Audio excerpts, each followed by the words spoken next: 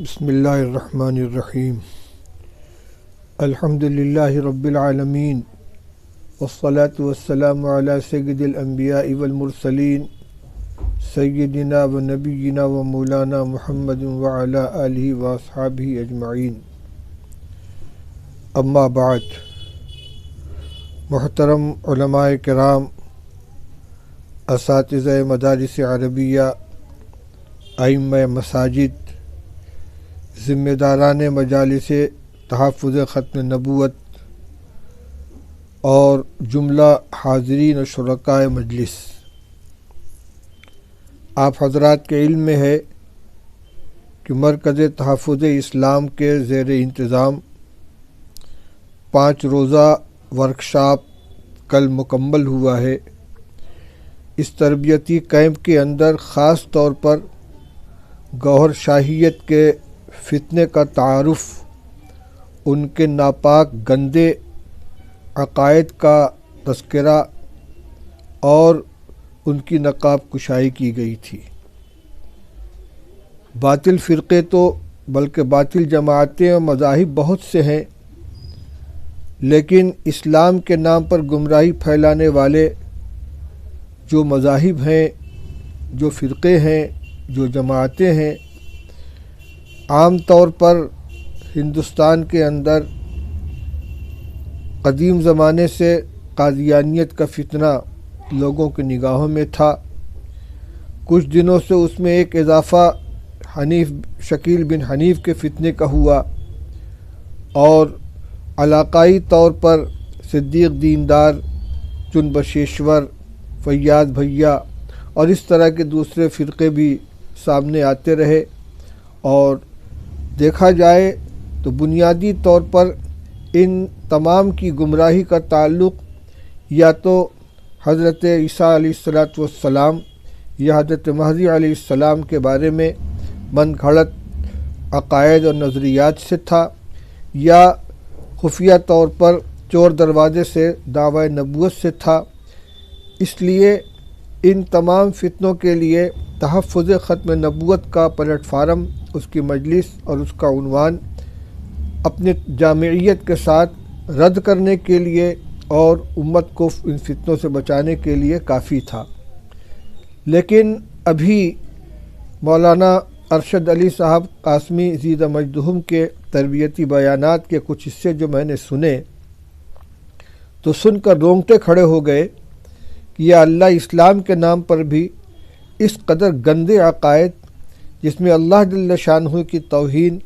انبیاء علیہ السلام کی توہین، نبی کریم صلی اللہ علیہ وسلم کی حیثیت کو مجروح کرنا، اور اسی طریقے سے نماز جیسی ہم عبادت کے بارے میں گمراہی،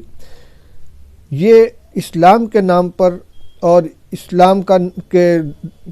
پردے کے اندر اس طرح کی گمراہی پھیلانا بھی ممکن ہو سکتا ہے۔ لیکن اگر صرف یہ دعویٰ ہوتا تو شاید یقین نہ آتا، لیکن تربیتی کیمپ کے دوران جب یونس گوہر شاہی کے ویڈیوز اور اس کے لنک اور اس کے مختلف حصے بار بار اسکرین کے اوپر آتے رہے، خود اس کی زبان سے ان کلمات کو ہم نے سنا کہ وہ ریاض گوہر شاہی کو رب الارباب ہونے کا دعویٰ ہے، اور یہاں تک اس کے اندر کہا گیا کہ اللہ تعالیٰ نے ان کو عرش کے اوپر بلا کر ان کے قدموں کے اوپر سر رکھ دیا۔ ایسی گندی ذہنیت رکھنے والا، اور یعنی رب الارباب تو ریاض گوہر شاہی ہے، اور اللہ جل شانہ جو کہ رب العالمین ہے، خود ان کا بھی وہ رب ہے، نعوذ باللہ من ذالک۔ اسی طریقے سے آدم علیہ السلام کے بارے میں یہ کہنا کہ وہ دھکے دے کر جنت سے نکالے گئے، یعنی ان کی عصمت اور انبیاء علیہ السلام کی عصمت و پاک دامنی کے اوپر دھبا، اور اس امت کا جو متفقہ عقیدہ ہے انبیاء علیہ السلام کی عصمت کا، اس کا مذاق اڑانا۔ ایسے ہی دیر رات گئے بیان میں نے سنا تو اس میں یہ بھی تھا کہ نماز تو مومنین کے اوپر فرض ہے، ولیوں کے اوپر اور نبیوں کے اوپر نماز فرض نہیں تھی۔ رسول اللہ صلی اللہ علیہ وسلم نے تو صرف امت کو نماز کا عادی بنانے کے لیے نماز پڑھی تھی۔ یہ تو صرف آخر کے چند بیانات کے اقتباسات ہیں جو میں نے سنے،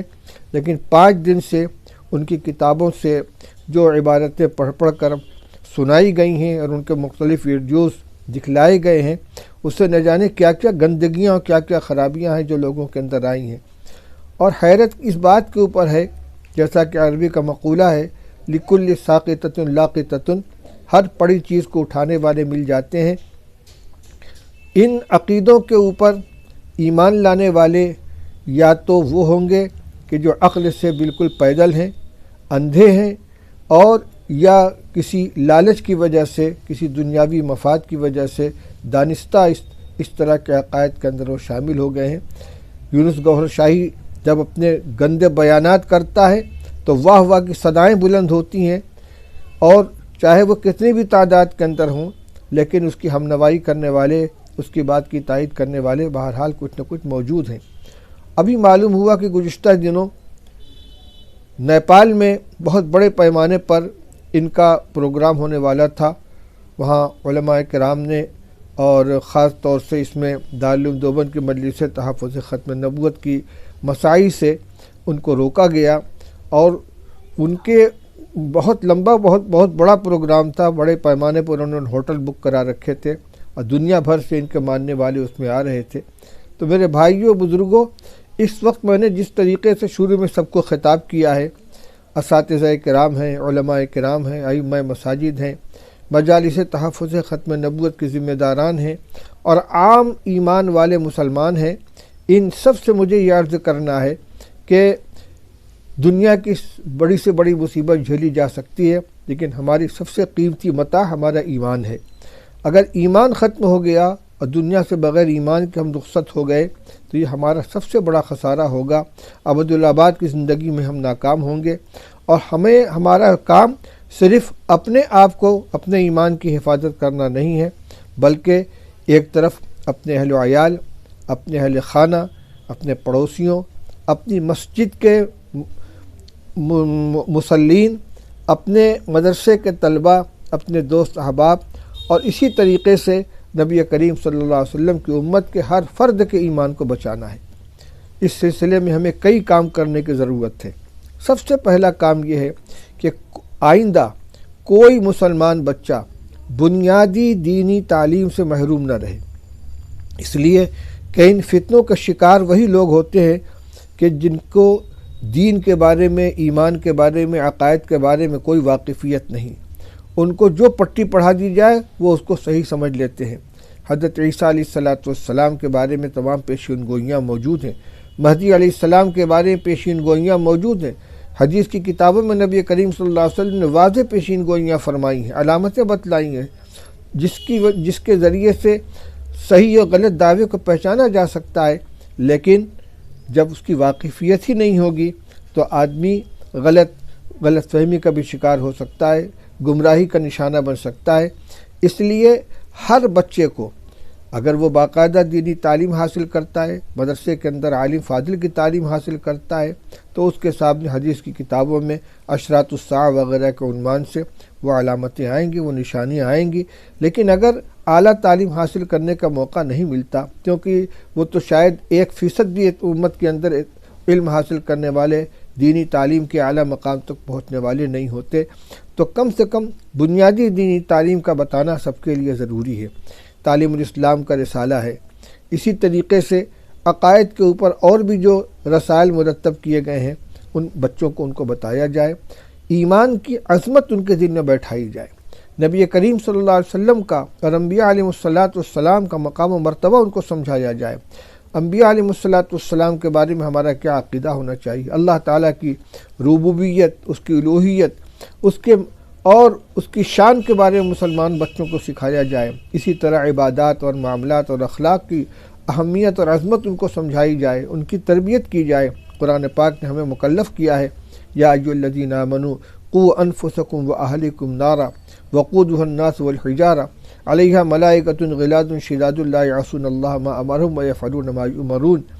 اپنی بھی حفاظت کرنی ہے، اپنے اہل و عیال کی بھی حفاظت کرنی ہے۔ اگر ہم نگرانی نہیں کریں گے، ان کی دینی تعلیم کے انتظام نہیں کریں گے، تو یہ اسی راستے پر چل کر جائیں گے جس کا آخری حصہ جہنم کے گڈھے ہیں۔ اسی طریقے سے تعلیم بالغہ کا انتظام کرنا چاہیے۔ مسجد کے ائمہ، مکاتب چلانے والے، مدرسوں کے ذمہ داران بچوں ہی کے ساتھ تعلیم و تربیت کے سلسلے میں محنت نہ کریں، بلکہ جو ناخواندہ مصلیان ہوں مسجد کے اندر،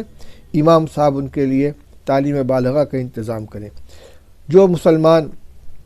دین کی فکر رکھنے والے ہیں